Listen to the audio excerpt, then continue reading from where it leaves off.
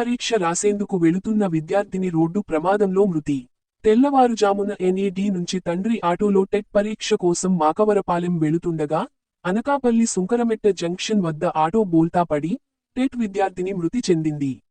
నేడు అవంతి ఇంజనీరింగ్ కాలేజీలో జరగనున్న టెట్ పరీక్ష కేంద్రంకు ఉదయం 9 గంటల సమయానికి విద్యార్థులు హాజరు కావలసి ఉండగా ఎన్ఈడి జంక్షన్కు చెందిన బి సునీత తండ్రి ఆటోలో తెల్లవారుజామున ఇంటి నుంచి బయలుదేరారు.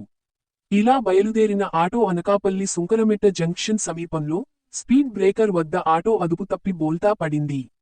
ఈ ప్రమాదంలో టెట్ విద్యార్థిని సునీత తీవ్రంగా గాయపడటంతో అక్కడికక్కడే మృతి చెందింది. కన్న కూతురు తండ్రి కళ్ల ముందే చనిపోవడంతో ఈ ఘటన అక్కడ ఉన్న అందర్నీ కలచవేసింది. ఈ ప్రమాదం నుంచి ఆటో డ్రైవర్ అయిన తండ్రి లక్ష్మణరావు సురక్షితంగా బయటపడ్డాడు. కూతురు మృతదేహాన్ని వేరే వాహనంలో తండ్రి ఎన్టీఆర్ ఆసుపత్రికి తరలించారు. జరిగిన ప్రమాద ఘటనపై బంధువులు ట్రాఫిక్ పోలీసులకు ఫిర్యాదు చేశారు.